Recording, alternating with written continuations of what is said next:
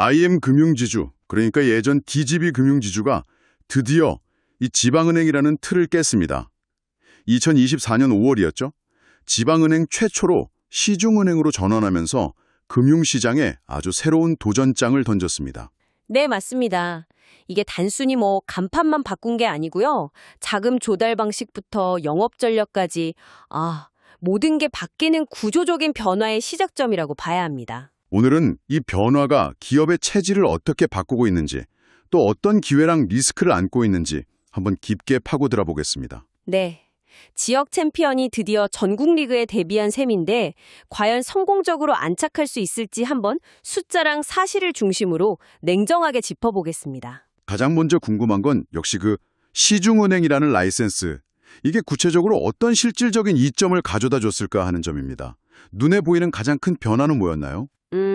일단 돈을 빌려오는 비용, 그러니까 자금 조달 비용이 눈에 띄게 저렴해졌습니다. 은행채를 발행할 때요, 지방은행 시절보다 금리가 평균적으로 한 0.04에서 0.10%포인트 정도. 금융 용어로는 4에서 10bp 정도 낮아졌습니다. 4bp, 10bp. 이게 작아 보이는데 조달 규모가 수십조 원인 은행 입장에서는 어마어마한 차이겠네요. 바로 그겁니다. 이게 연간으로 따지면 수백억 원의 비용 절감 효과로 이어지거든요.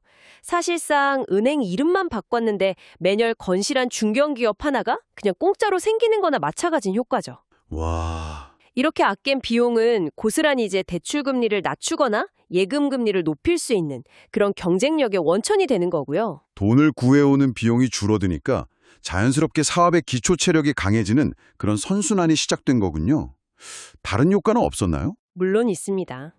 두 번째는 그 저렴한 자금, 그러니까 저원가성 예금을 확보하기가 훨씬 수월해졌다는 점입니다. 과거 대구은행이라는 이름이 주는 그 지역적 한계가 있잖아요. 이게 IM뱅크라는 전국구 브랜드로 바뀌면서 수도권 고객들이 느끼는 심리적 장벽이 크게 낮아진 거죠. 전환 직후에 그 특판 상품으로 돈이 엄청 몰렸다고 들었습니다. 네, 맞습니다.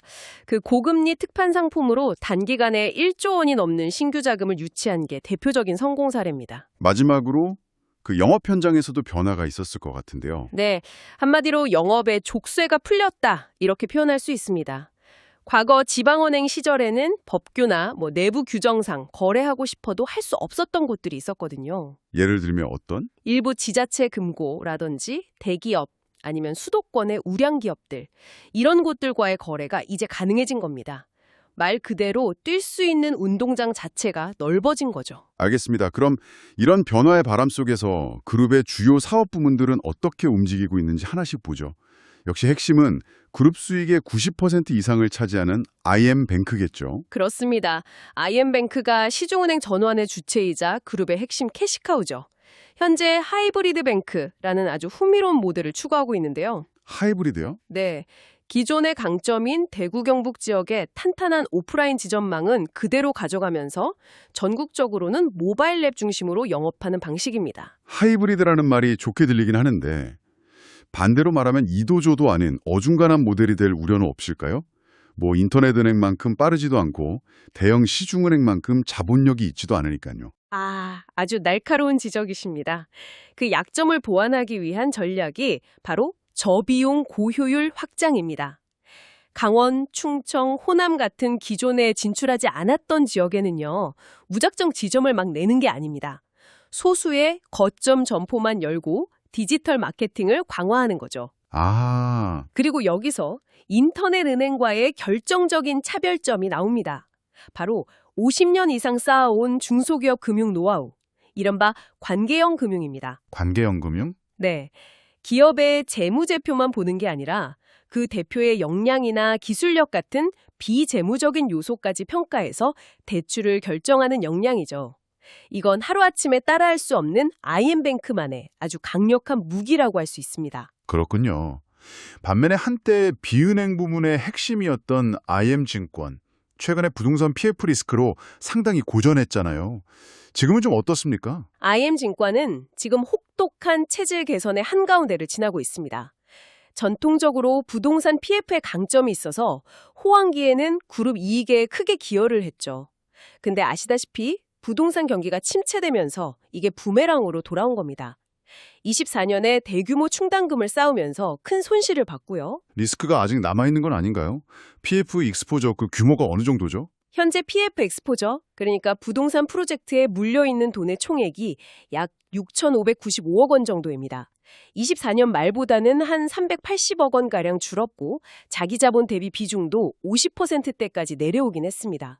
하지만 여전히 다른 증권사에 비하면 높은 수준이라 관리는 계속 필요합니다. 하지만 중요한 건 24년에 선제적으로 대규모 손실을 미리 털어냈다는 겁니다. 이른바 빅베스를 단행했다는 점이죠. 빅베스요? 아, 그러니까 목욕을 크게 해서 때를 한 번에 씻어낸다. 이런 뜻이죠? 맞습니다. 미래에 발생할 수 있는 손실까지 전부 24년 실적에 미리 반영해버린 거죠. 골문 상처를 한 번에 터트린 셈입니다. 아하, 그렇군요. 덕분에 25년에는 추가로 쌓아야 할 충당금 부담이 급격히 줄면서 756억 원 단기 순이익으로 흑자 전환에 성공했습니다. 최악의 터널은 지났다고 볼 수 있는 대목이죠. 다른 계열사들은 어떻습니까? IM라이프나 IM캐피탈 같은 곳들이요. IM라이프는 변액보험 중심이라 자본 효율성이 높은 구조를 갖췄고요. IM캐피탈은 은행이 커버하지 못하는 중금리 대출 같은 틈새 시장을 잘 공략하면서 꾸준히 이익을 내는 알짜 계열사입니다. 근데 재미있는 점이 있어요. 네. 과거 지방금융지주 시절에는 이렇게 비은행 계열사 비중이 높아서 균형 잡힌 포트폴리오가 강점이었거든요. 근데 지금은 시중은행 전환으로 은행 의존도가 90% 이상으로 극단적으로 높아졌다는 겁니다. 아, 그렇군요. 결국 IM증권이 완전히 살아나야 그룹 전체의 수익성이 한 단계 더 도약할 수 있는 그 마지막 퍼즐이 맞춰지는 셈입니다. 이제 전국 무대에선 IM 금융지주 경쟁 구도가 아주 흥미로워졌습니다. 자산 규모가 약 80조 원으로 시중은행 중에선 가장 작지만 그래서 오히려 더 재미있는 그림이 그려지는 것 같아요. 맞습니다. 경쟁 구도를 한 세 그룹으로 나눠볼 수 있는데요. 첫째는 전통의 라이벌인 다른 지방금융지주들입니다. 특히 자산 160조 원으로 지방금융 1위인 BNK금융과는 규모 대 성장성의 대결 구도죠. BNK가 덩치는 2배 크지만 IM은 시중은행 라이센스라는 날개를 달았다. 바로 그겁니다. 전국으로 뻗어나갈 수 있으니까요. JB금융과는 어떤가요? 거기는 수익성이 좋기로 유명하잖아요. 정확합니다. JB금융과는 수익성 경쟁을 벌여야 합니다. 그 ROE, 즉 자기자본 이익률에서 아직 JB가 앞서 있거든요. 하지만 IM은 시중은행 전환으로 얻은 저렴한 조달 비용을 무기로 그 격차를 좁혀가겠다는 전략인 거죠. 새로운 경쟁자, 인터넷 은행들도 빼놓을 수 없죠? 카카오뱅크나 토스뱅크 같은 곳들. 물론입니다. 모바일 앱의 편의성은 인터넷 은행이 한 수 위지만 IM은 자신들을 기업 금융이 가능한 인터넷 은행으로 포지셔닝하고 있습니다. 특히 아까 말씀드린 50년 넘게 축적된 기업 심사 역량은 절대 무시할 수 없는 차별점이죠. 여기서 정말 흥미로운 지점이 있습니다. 순이익 규모는 이제 IM이 카카오뱅크와 비슷하거나 약간 나은 수준이 됐는데 주식 가치를 평가하는 잣대 중 하나인 PER, 즉 주가 수익 비율을 보면 IM은 4배 수준인데 카카오뱅크는 25배가 넘습니다. 잠깐만요. PER이 4배 대 25배라는 건 시장이 카카오뱅크의 1원 이익에 대해서 IM보다 6배 이상의 가치를 쳐준다는 거잖아요. 똑같이 돈을 버는데도 플랫폼이라는 이름표 하나 때문에 이렇게까지 평가가 갈리는군요. 그렇죠. IM 입장에서는 상당히 억울할 수도 있죠. 반대로 말하면 시장이 IM을 시중은행이나 플랫폼으로 제대로 재평가하기 시작하면 주가 상승 여력이 그만큼 크다고 해석할 수도 있는 겁니다. 알겠습니다.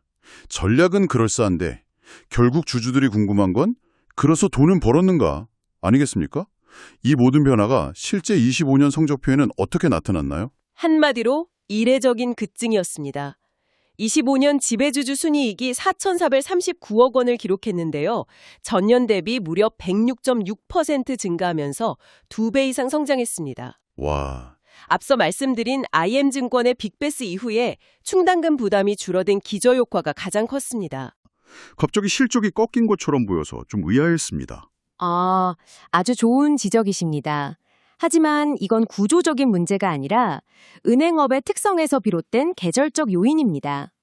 보통 은행들은 4분기에 희망퇴직금 지급이나 연말을 맞아서 보수적으로 충당금을 추가로 쌓는 등 일회성 비용이 집중되는 경향이 있거든요.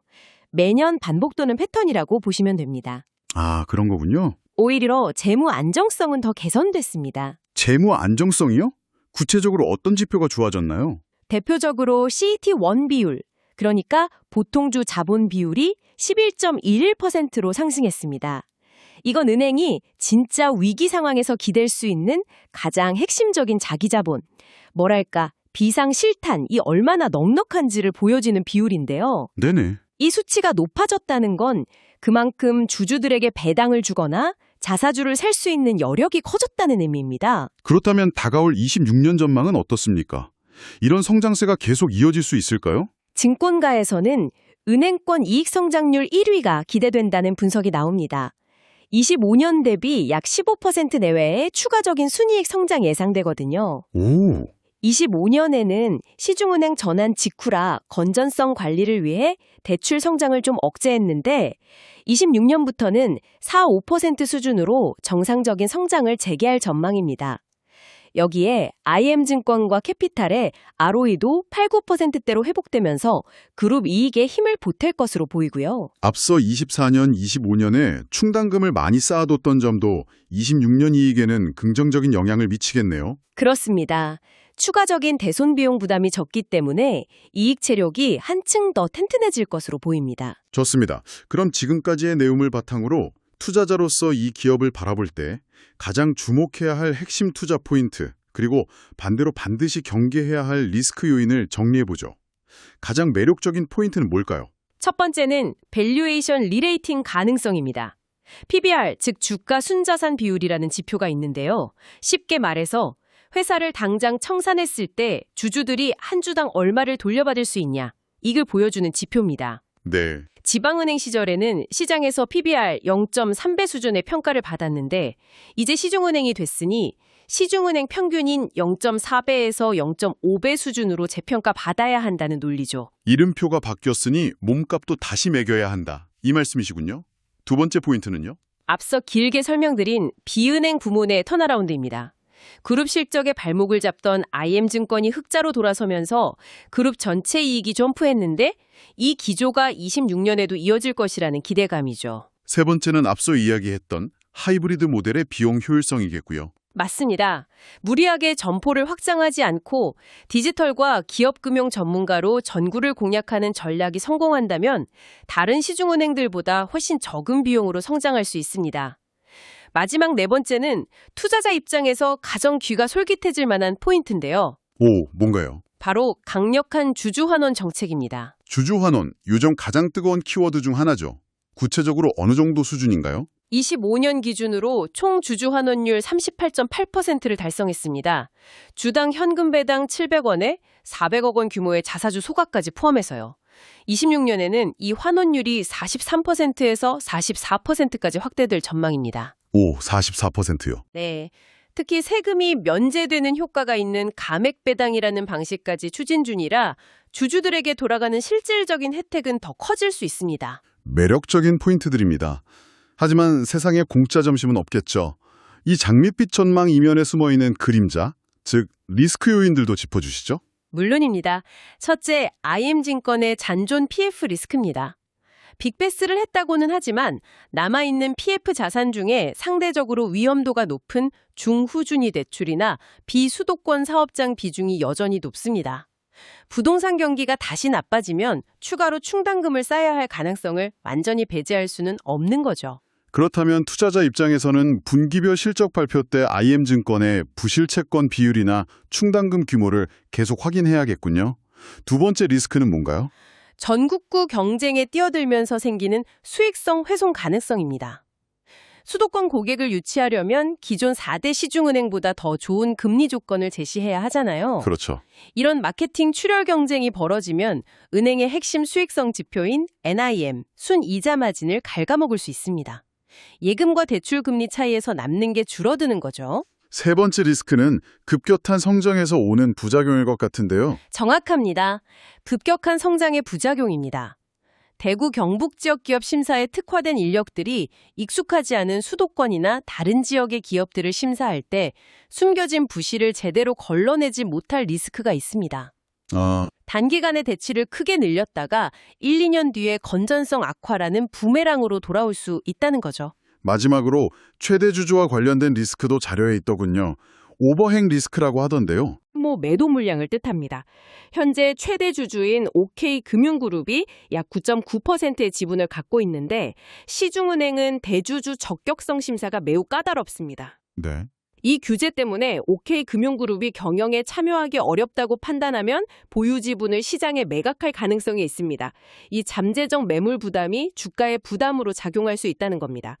결국 IM금융지주의 미래는 시중은행이라는 새로운 갑옷을 입고 얻는 비용 절감과 성장 기회가 전국 무대에서 거인들과 싸우기 위해 치러야 할 마케팅 비용과 신용 리스크를 얼마나 압도할 수 있느냐에 달려있다고 요약할 수 있습니다. 단순한 이름 변경이 아니네요. 지역 챔피언이 메이저리그에서 과연 통할 것인지를 보여주는 아주 중요한 시험대에 오른 셈이군요. 과점화된 은행 시장에 경쟁을 촉진하는 매기가 될 것인가, 아니면 그저 가장 작은 시중은행으로 남게 될 것인가. 이 질문에 대한 답은 아마도 익숙했던 과거의 성공 방식과 얼마나 성공적으로 결별하는지에 달려 있을 겁니다.